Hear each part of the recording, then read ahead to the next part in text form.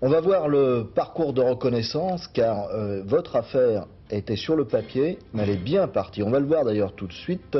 Serait organisé, je l'ai lu quelque part, par les pionniers de la route. Voilà, c'est ça. Et ces images, comme vous voyez, ont été effectuées lors du premier parcours de reconnaissance en mai 89.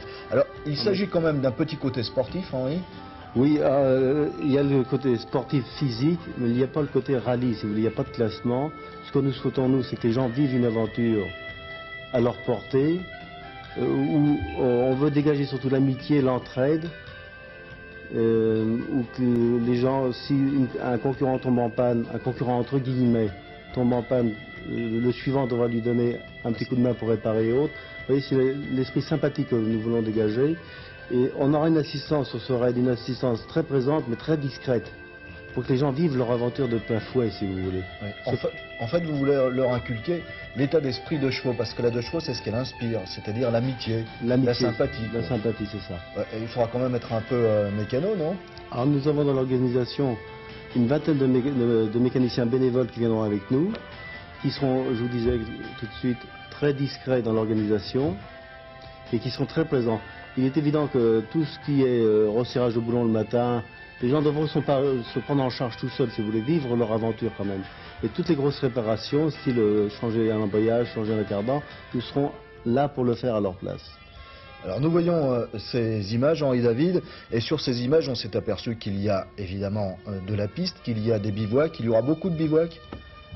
Bien sûr, sur le Maroc, je pense qu'il va y avoir une dizaine de bivouacs.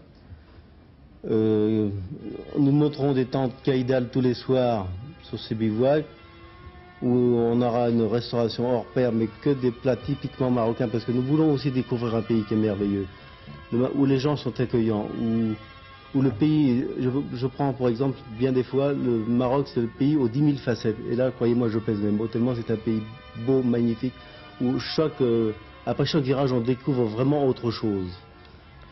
Et vous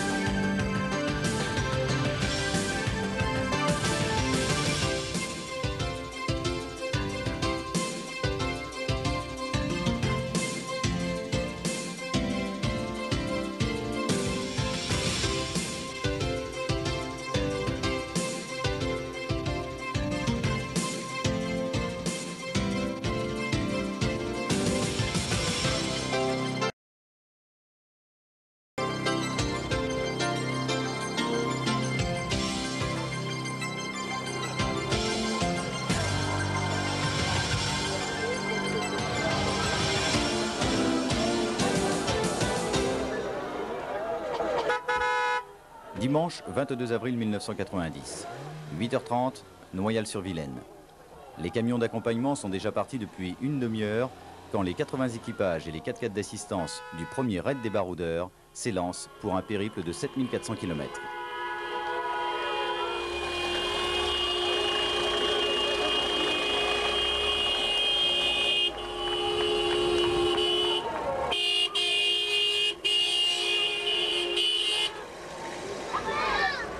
Il pleut sur Noyal, mais le soleil marocain brille déjà dans les yeux de tous les concurrents.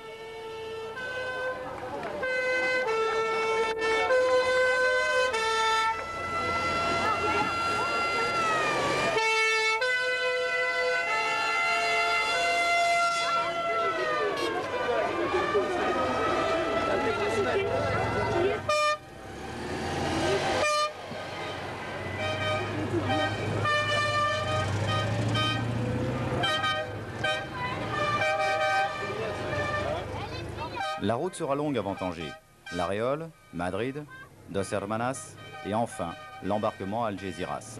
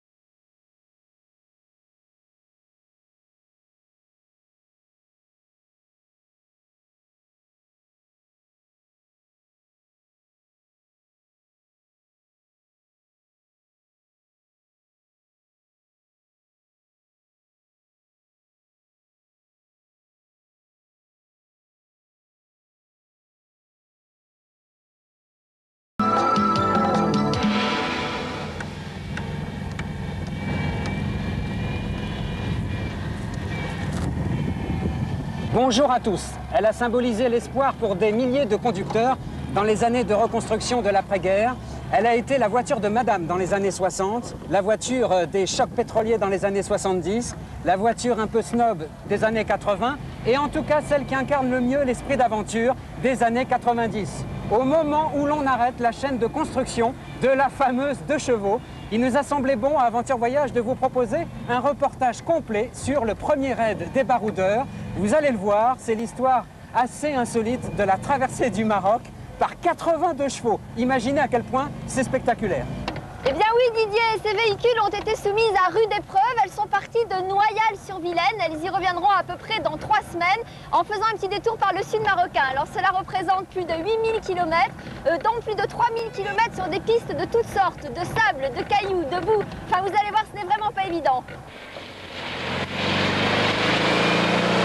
Pour se sortir de toutes ces situations aussi imprévisibles que compliquées, un seul véhicule pouvait le faire, la fameuse et très populaire 2 chevaux, qui, vous allez le voir au travers des images qu'on va vous montrer, pourrait en remontrer à beaucoup de 4x4 d'aujourd'hui. À leur volant, 160 pilotes, non pas des professionnels, mais des amateurs avec le sens noble qui s'y attache. Alors ces baroudeurs, nous les avons rejoints de Fès jusqu'à Marrakech pendant à peu près une semaine. Et pour commencer cette émission, nous avons voulu vous montrer qui ils étaient, quelles étaient leurs motivations, comment ils ont appréhendé les diverses situations. Voici notre carnet d'expédition.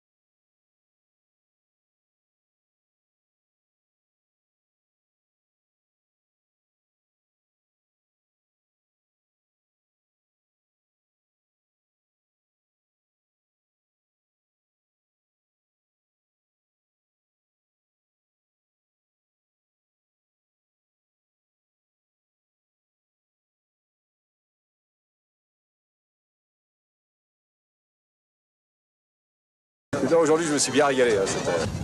Ça nous a fait oublier toutes les misères qu'on avait eues précédemment. Et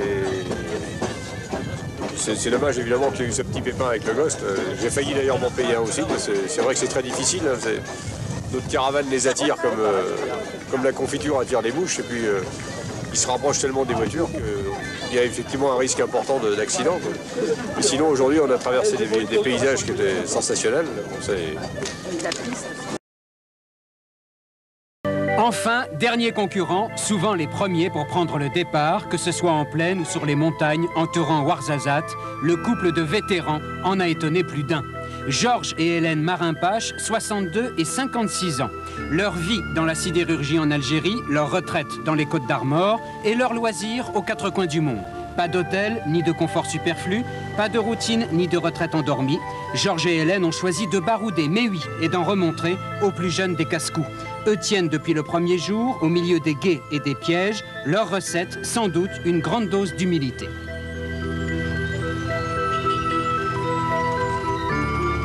Je suis débutant de choses, j'en ai jamais eu. J'ai toujours rêvé d'en avoir une, j'en avais jamais eu. Alors ça a été un coup de cœur aussi pour la deux choses. Alors cette voiture, c'est celle de notre fils. Elle a 180 000 km en gros, moteur d'origine d'ailleurs. Et quand on a décidé de faire ce raid, on a vite demandé à notre fils de nous céder sa voiture pour se faire inscrire avec une voiture que l'on connaissait, quoi. Alors c'est vraiment une famille d'aventuriers là. Oh, c'est beaucoup dire. C'est de la petite aventure.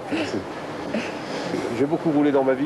Hein, je crois que j'ai 1,5 million de kilomètres au compteur à peu près.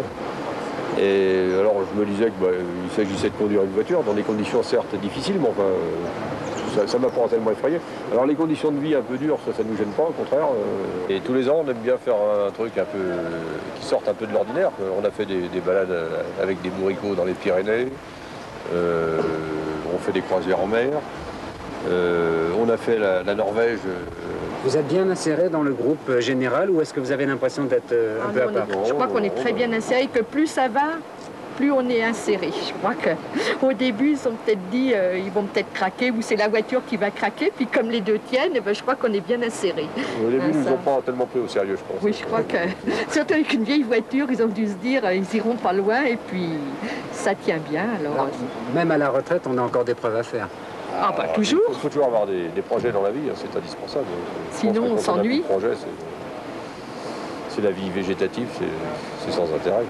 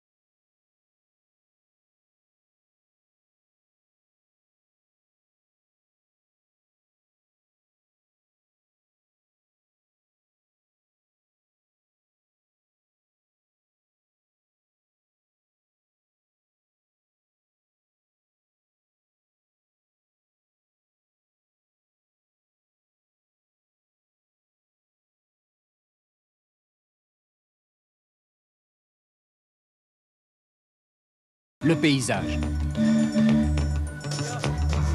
Qui a mis la voiture? Le petit à cascade. C'est lui le responsable? Très vite, les concurrents se retrouvent au pied du mur. Sans cours pratique, sans formation spéciale, sans expérience aucune, ils doivent se sortir de ce bourbier que la reconnaissance n'avait pu prévoir, bien sûr. Leur chance, ne pas se battre, ni contre un chronomètre, ni pour un classement. Tous s'entraident, l'essentiel étant de passer. C'est dur, mais ça leur plaît. Moi, je crois que c'est très bien, parce que c'est une solution pour faire un raid, découvrir du pays avec des prix intéressants, quoi. Et puis, c'est l'aventure en même temps. On a à souffrir humainement, puisque c'est quand même relativement dur, faut pas rêver. C'est dur au niveau des heures. Il y a des heures à passer, et puis on ne dort pas trop. Mais dans le Dakar, c'est pareil aussi, je crois. Hein. Alors moi, j'imagine ça comme un petit Dakar, et puis en soit, s'ils peuvent le renouveler, ce serait une bonne chose pour tout le monde. Vous aimeriez un jour vous inscrire au Dakar? Si je pouvais, oui. Rêve doré, ancré au plus profond de leur mémoire, le Dakar, adoré ou critiqué, reste leur valeur la plus sûre, le mythe dont tous ici revendiquent quelques miettes.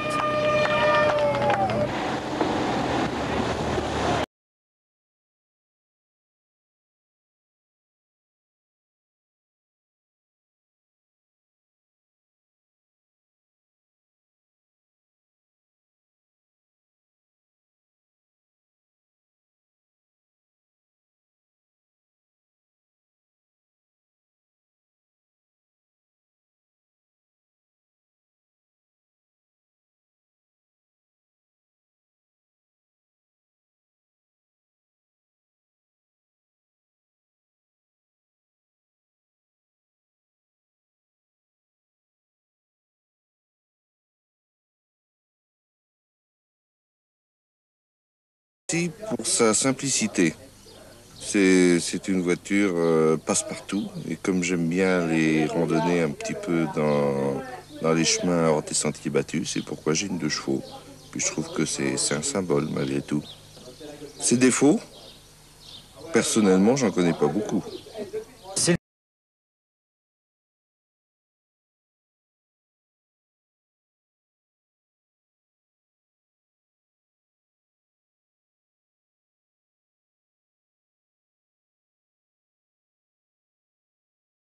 J'ai une grosse appréhension en partant en prenant le bateau, mais maintenant ça va. Un peu dur quand même, hein, ça me fait peur. Hein.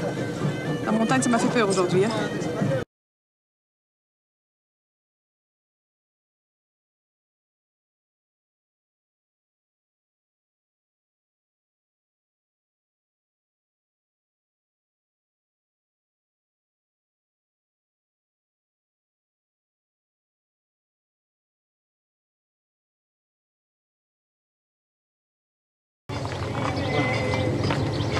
Vraiment, c'est pas quand c'est qu'on va s'arrêter dans la montagne.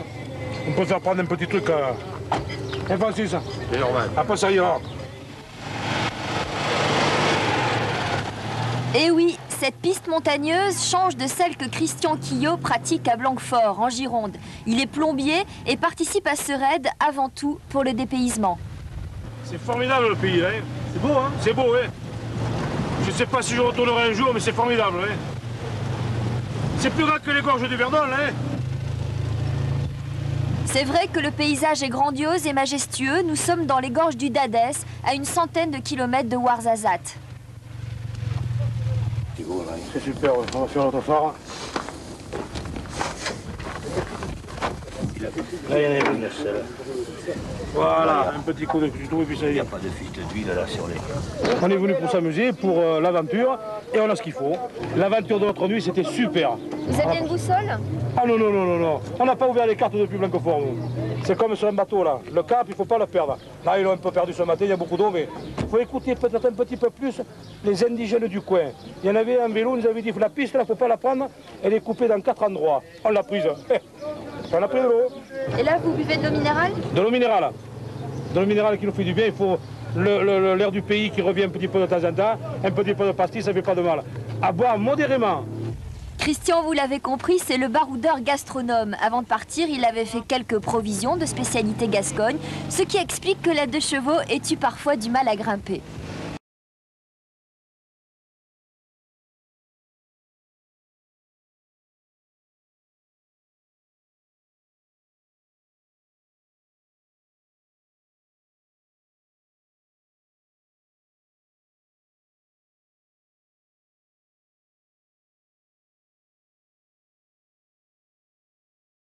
Ici, je l'ai acheté en 83. J'utilise tous les jours. Elle a passé 100 000 bornes un peu au sud de Madrid. Mon épouse en a une. Ma belle-mère en a une. J'ai des amis et des amis qui en ont plein. En général, c'est moi qui fais tous les entretiens. J'en ai une ancienne de 57, 2 chevaux conventionnels, et j'ai une 2 chevaux camionnette de 63, une 6 volts.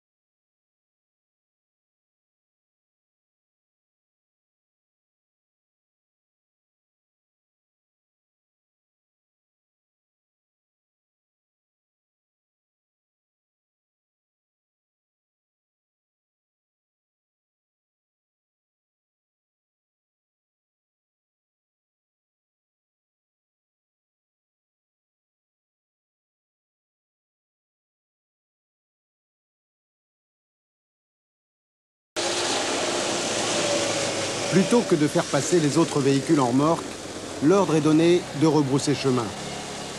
À son retour sur la terre ferme, le conducteur de la seule voiture à être passé et repassé se taille un joli petit succès.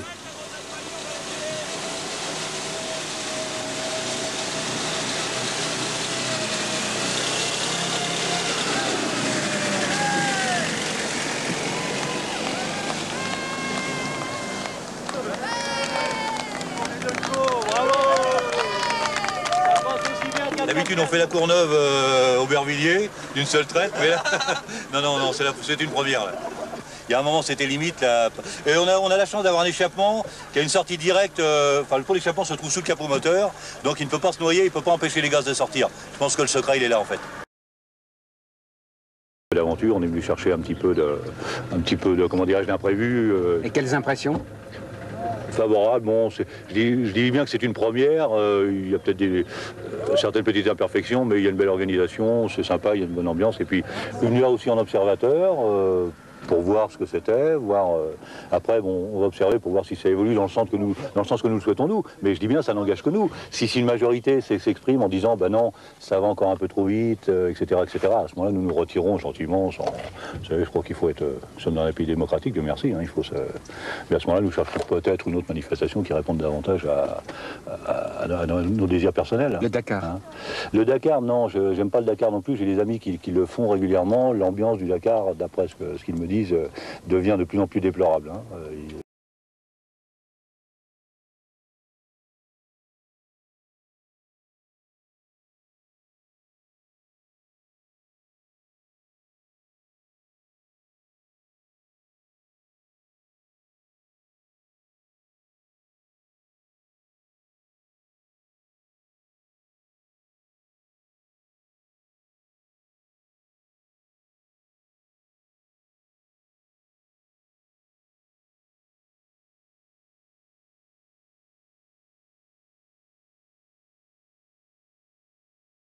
Elle s'appelait Marguerite, comme quoi les choses évoluent, celle-ci s'appelle Pupus.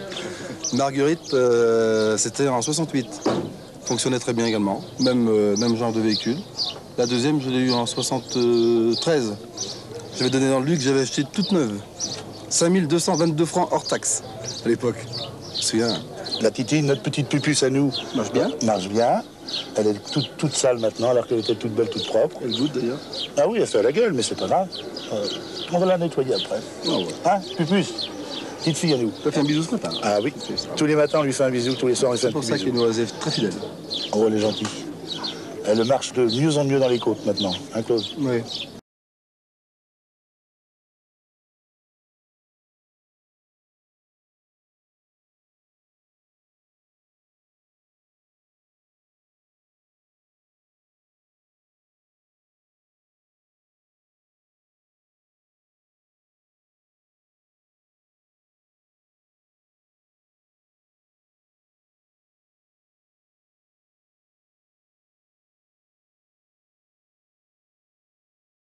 L'an dernier, on avait fait le sud marocain de l'autre côté Agadir, avec une 4L. Ça nous avait plu. On envisageait justement de faire un raid. En fait, c'était la première fois que ce raid était monté, donc on a joué là-dessus. On pensait qu'on aurait des inconvénients et des avantages de la découverte d'un premier raid, quoi, avec tous les aléas possibles, mais avec un intérêt supplémentaire. Et c'est pour ça. Ce qui vous intéresse, en fait, c'est les imperfections.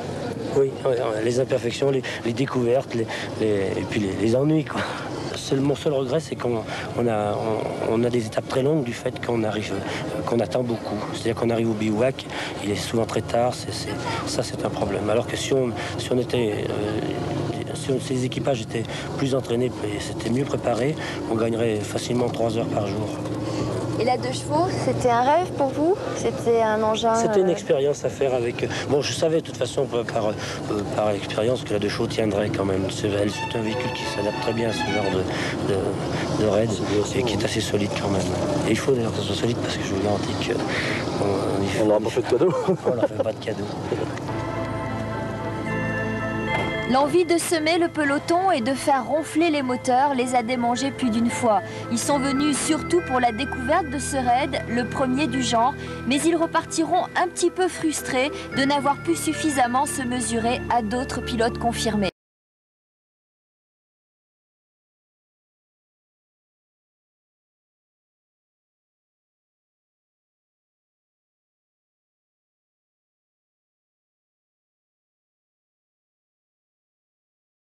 Christian et François appartiennent à la race des purs et durs. Ils sont étudiants à Paris dans une école de cadre. À 22 ans, ils vivent ici leur première grande aventure. Ils n'ont qu'une seule ambition, galérer. J'aime bien l'aventure, pour un petit peu me dépasser, quoi, pour la baroude. Ce qu'il faut savoir, c'est qu'une semaine avant de partir, on n'était pas sûr de pouvoir partir. Et étant donné que je suis étudiant, j'étais obligé de trouver tous les sponsors pour ma voiture. Je ne pouvais pas mettre un seul centime. Donc on est parti avec mon ami François. Là, on est parti au dernier moment. Puis on s'est dit, on verra bien. De toute façon, c'est comme ça la baroude. Donc pour toi, c'est un peu de la rigolade quand même. Et, franchement, que la petite galère qu'on a eue il y a 2 jours dans les montagnes, là, j'ai aimé. Là, pour moi, c'était la baroude. Bon, même si certains m'ont trouvé ça un petit peu difficile, bon, je pense on est là, c'est pour quelque chose. C'est pas pour mettre nos petits chaussons de soir. Et puis,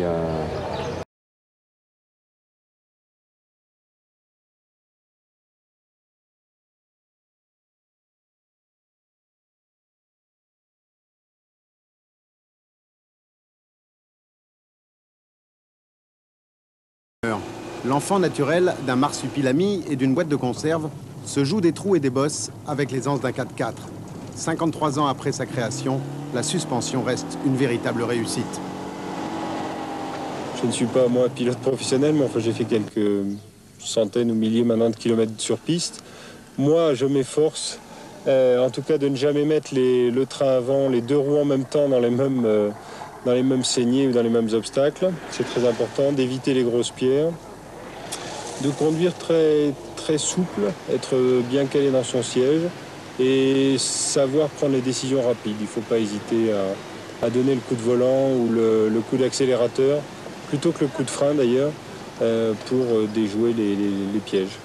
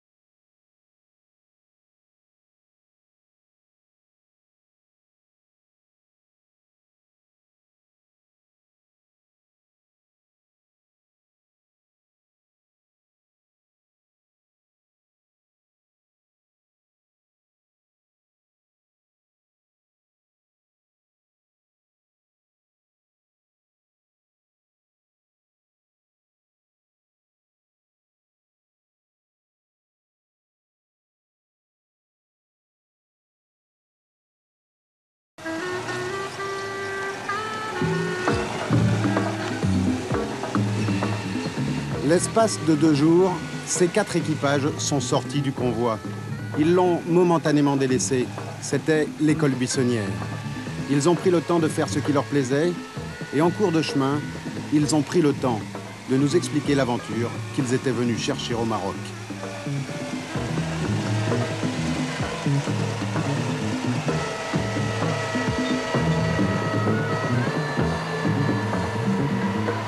Je pensais découvrir le Maroc différemment, voir d'autres gens et passer dans des endroits où on ne peut pas passer, quoi. Je veux dire, où c'est limite, quoi. Où vraiment une voiture, c'est rare d'en voir, quoi. Et là, pour l'instant, les pistes, bon, on peut les prendre. T'as vu, on a croisé des R16, des 4L. Bon, moi, je m'attendais à voir personne et voir que les gens du coin et puis galérer, quoi, un petit peu. Il y a des moments, bon, on fait plaisir à certaines personnes qui ne devraient pas, à la limite, être là, quoi, je veux dire. Parce que ne pas traverser une rivière ou galérer en voiture, bon, c'est quand même normal dans un pays comme ça avec les pistes qu'on a. Et ça, ils préfèrent ne pas le faire pour ne pas, je sais pas, que les gens gueulent de trop, quoi. Alors que la majorité des gens sont partants pour. Je pensais crapahuter un petit peu plus et puis me mettre dans une belle merde et puis avec l'assistance qui devait assurer, m'en tirer et puis sortir les pelles, les pioches et puis y aller, quoi. Bon, et pour l'instant, ça n'a pas l'air de trop se passer, quoi. Peut-être parce qu'il y a trop de voitures et que les concurrents c'est pas trop homogène, quoi, comme groupe, hein. Et pourtant, l'objectif, c'était ça pour moi, quoi, découvrir un pays et discuter avec des gens, etc. On n'a pas trop le temps de s'arrêter. On voit du beau paysage, mais c'est tout, quoi. Et on bouffe de la poussière. Mais bon. Parce que bon, 280, 300 km de piste, ça fait 8-10 heures, 12 heures de route. En fait, bon, c'est sympa, c'est bien, quoi. C'est sympa. Mais je veux dire, t'es crevé, t'arrives naze et à la limite, on cherche plutôt la difficulté, mais sur un temps très court, quoi. Et s'éclater et puis pousser la 2 chevaux et y aller, quoi. Et discuter avec les gens, s'arrêter, boire un thé, même aider. Pourquoi pas se faire aider par les gens du coin, quoi, je veux dire. Et là, c'est hors de question pour l'instant, quoi, je veux dire. Et on est à la moitié du parcours. Alors c'est un petit peu... Il y a de l'imprévu, mais pas dans le bon sens, hein. Le lendemain, dans un oued difficile, ils s'en sont donnés à cœur joie, sans bouder leur plaisir. Le baroud avec un petit B, sans risque, ni pour eux, ni pour les véhicules.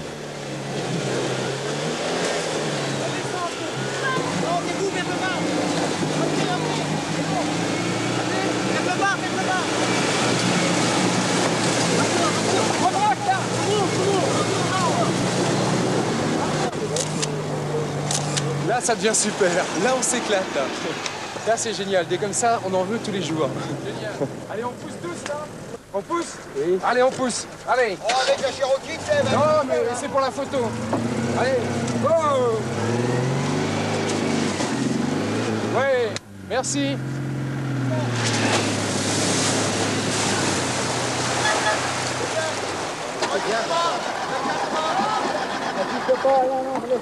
Bon, il faut pousser. Allez-y, les gars, poussez. 1, 2, 3.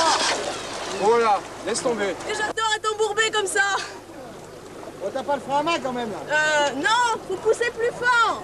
On va voir s'il a pas mis le frein quand même. Et Sylvie au point mort, c'est plus facile. Mais ah. Surtout pour nous.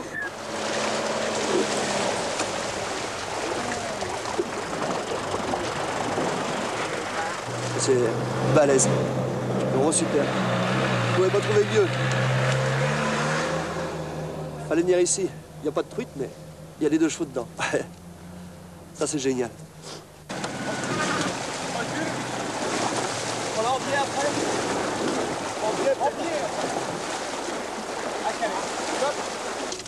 Donc la 2 chevaux, c'est increvable, hein. Increvable. C'est un bon bateau, c'est une bonne voiture, un bon vaisseau du désert, c'est bon pour tout.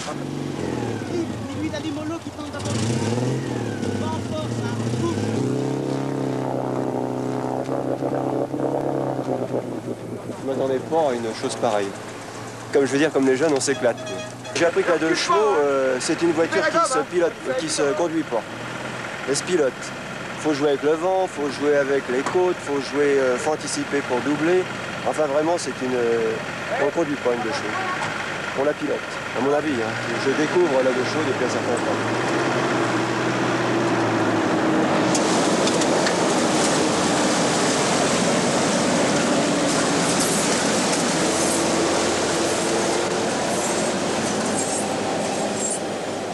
En train de faire en ce moment là, c'est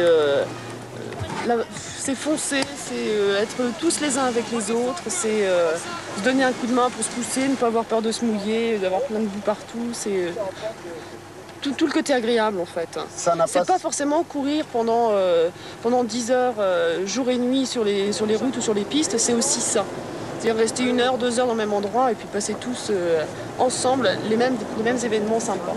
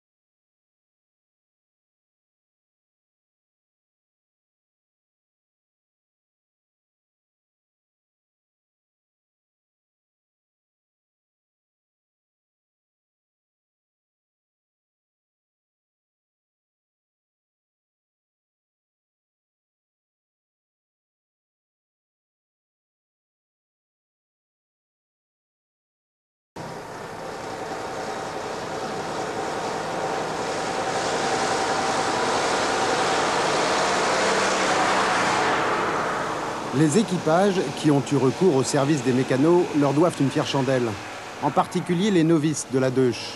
Ils étaient plus de la moitié à avoir pour l'occasion acheté leur voiture. Pour les autres, c'était depuis longtemps une histoire d'amour, quelque chose de mieux parce que quelque chose de plus, un instrument à rouler qui participe du monde.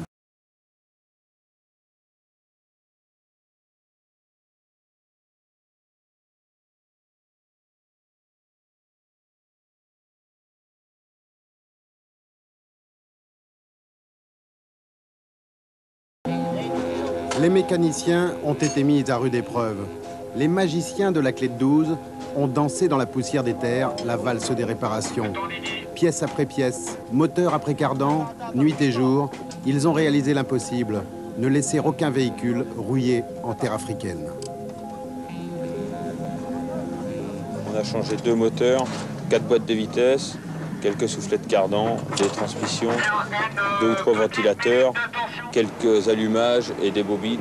Donc le bilan est simple et vraiment normal. Ce que j'ai appris, c'est que la 2 chevaux pouvait passer un peu n'importe où et elle m'a vraiment étonné car moi j'étais en 4x4 et nous on avait des fois du mal à passer et elle passait toute seule devant nous, alors ça nous étonnait quoi. Ici à métaux, normalement il y en avait une mais elle était au cul d'Asmi et puis elle est partie là. C'est un grand trou là.